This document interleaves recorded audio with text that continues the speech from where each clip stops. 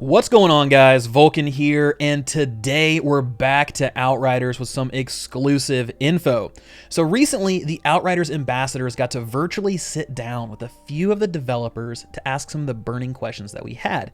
It lasted a little over an hour. We got some great info, covered a lot of really good topics, and I'm going to go over those for you guys, and maybe it'll answer some questions that you guys have. So let's go ahead and let's get to it. So first up, we have a question about the game length. How long is Outriders? They told us that it's hard to put a number on game length since you have the main campaign and your optional side quests. Then you also have world tiers, so those are going to work like difficulty levels. Those are either going to slow or speed up your progression depending on your player skill, so those are going to affect your gameplay as well. They firmly believe that there's going to be enough content for players. Now I'm really hoping this is true because it always seems like players are underestimated in how quickly we can burn through content. Now, the other nice thing here is that if you want to blast through the game, you can focus 100% on the main campaign. And once you're done, you can come back to work on side quests. They won't become irrelevant, and they're going to continue to drop gear for your level. And for those people that play solo, you're going to be able to play the full game and end game content by yourself with no restraints. However, they did say you will need a very good build and some strong skills in order to beat the end game content by yourself, because it is designed for groups of 3 players, and they're keeping that in mind as they go through things. So this is what 3 players will need to do. This is this thing that they'll need to do. There are no hard limits on group requirements, so for those of you who really like a challenge, crank that world tier up. You can dive in, play some solo end game content. And honestly, that's something I really like to watch, is a solo player going through and just wiping things out. There was this one particular player in World of Warcraft that would always solo raids, and sometimes it would be relatively newer raids or raid experiences, and he would blast through it. It was, one, it was a broken class, but 2, it was just really cool to see how he maximized the effectiveness of his toolkit. So next up is the future of the game, and this is a big question. I know it was a big question for me, but what comes after launch? Now, Outriders is a complete package, meaning they're not offering a season pass, there's no extra DLC, there's no expansions, there's nothing like that that's going to be coming after the game gets into our hands. They're waiting to see how Outriders kind of reviews and whether people want more content. If it does well and people are like, hey, what's next? What's on the horizon? Then they'll develop more for it. They want to add some seasonal stuff maybe to help kind of keep the game fresh. But they did prepare the game to support future content just in case. They figured, hey, while we're here, we might as well set the things up. So if we want to build on it, we can. If not, great. It's still a complete product that people can play over and over and over again. So I really like this approach. I mean, you don't see too many games these days have a full experience out of the box, right? Most things are like, hey, here's the game. Also, we have 3 DLCs that are coming afterwards. We have a season pass that's going to be adding all of this extra stuff. We have this whole kind of battle pass approach. We have all of these different things that are going to promise more content post-launch. But the problem is you typically see a game that's smaller than it could have been because they're trying to keep players in the game, keep players in that world, because more often than not, there is some sort of microtransactions attached to the game.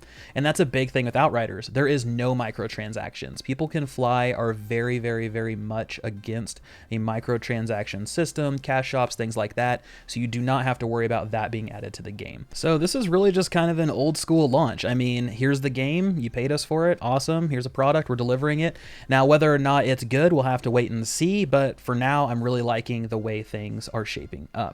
So there were a couple things we touched on quickly. There wasn't a ton of information here, but this is important information.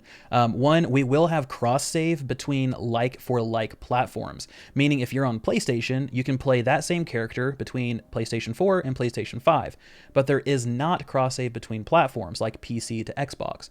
This is something they're working on. They do want to implement it, but it will probably come after launch, so don't expect that day one. We will also have 6 character slots, 1 slot for each class, and then 2 duplicates if we want some extra of the same characters. There's also no loadout system in the game. It was planned, but they decided just to make switching builds as easy as possible without it for now. Now, this is a bummer for me. I mean, I was really hoping we'd see something like this.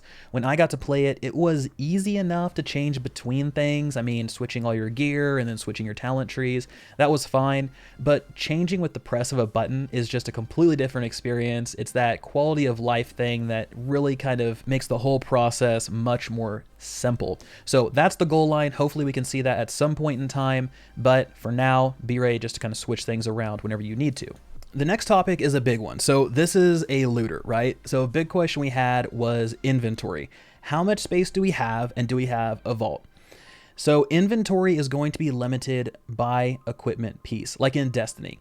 So you're going to need to scrap items if you're running low on character space. However, they did reinforce you have enough slots, so you're not doing loads of inventory management.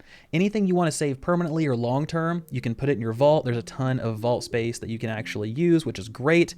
And they did experiment a little bit with unlimited space, but people weren't scrapping things, they were hoarding things. It wasn't the gameplay cycle they were looking for. So they decided to go for caps on character inventory and vault space. Now, I think this is the right move, because if you let players just hang on to everything, that's going to lead to other complaints like we need a search bar, we need a way to organize our stuff, we need a filtering system, we need all of these different things that are going to make searching through pages and pages and pages of loot that I don't want to scrap an easier experience. Now, speaking of loot itself, everyone is going to have instanced loot. They tried out shareable drops. It did not work out well. They believe that individual loot is the best for players to create their own build and play the game. I also think this keeps people playing the game, searching for those best in slot items, right? In looters, trading is always a controversial topic. I've never seen just a group of people just clear cut on it. Some players really like it because it allows them to bypass the grind. It allows them to finish out their build and spend more of their time playing what they want to play. On the other hand, people don't like it for those exact same reasons. They really feel like the journey to collect the items and earn your build is the most important part, and trading negates that. So let me know what you guys think. Drop a comment below. Let's talk about trading, whether or not it belongs in games like this. So next up, we talked about Endgame. Now, the biggest question that I had was, will there be matchmaking? And that was a short and decisive yes. All endgame content will have matchmaking, so for those of you who might not have friends that are playing, you can still party up and complete all endgame content. They reconfirmed that expeditions are completely new maps, no recycled content. There will be familiar settings to let you know where you are in the world, kind of from a lore perspective, but these will be completely new areas. They're also saving some elements and mechanics for endgame specifically that we didn't see during the main campaign or side quests. They're keeping those a secret for now, but they did want to put that out there that, hey, you're going to see some stuff you haven't seen before. You're going to have to figure different things out in order to complete these expeditions. So that's something I'm really looking forward to. Most of the time you see developers reuse content, right? Like the main campaign's oftentimes like a tutorial for here are all of these different kind of puzzles, mechanics, systems in order to beat bosses and figure things out, and then those get reused in endgame.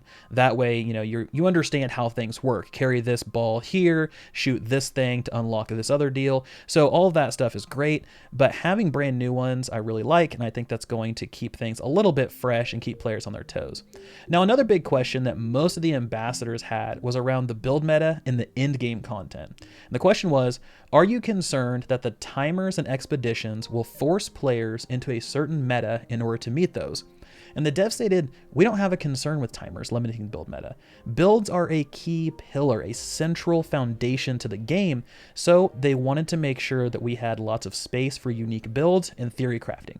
They gave some examples of playtesting where they created a ton of different builds to see how they all worked, very different identities for these builds, and most of the emphasis comes from how the team works together, and if you have a build that coalesces nicely with the other players in your group.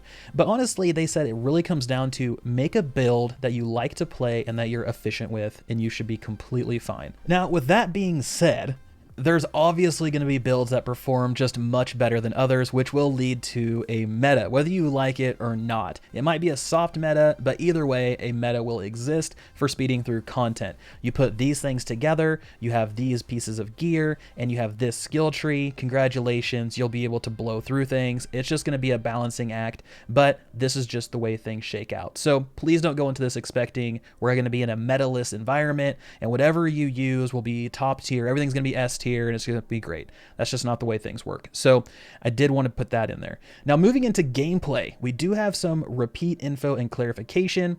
So one, you can build your character towards specific gun classes using the skill trees. And these won't just add raw damage, they'll actually change how the guns perform, how they work. whether it's adding on modifiers, whether it's changing firing types. There's a whole bunch of different things that kind of go into this. So if you're big into a certain gun type, make sure to choose a class that boosts your playstyle, like Technomancers for sniper rifles, for instance. And then also the cover system in Outriders depends completely on your build. You can build a glass cannon that depends on cover entirely, or you can build a character that never touches cover, just a complete juggernaut. Your class choice also affects how much you need cover. So the Devastator, for instance, might not need anything. Just, I have a bunch of defensive skills, I'm a juggernaut, I'm a tank, I'm going to go out there and just soak damage. Where the Technomancer probably is going to need more cover. It's a squishier class. But the big thing with that is you can still deal big damage from cover using their gadgets. It's an indirect damage gameplay. If that's something you really like, then I would say go towards that class. There are certain classes that reward aggressive play, so those ones most likely won't be in cover too much. So really it's all coming down to class decision and build choices. How do you want to play your character? There's a lot of different ways to kind of spec that out.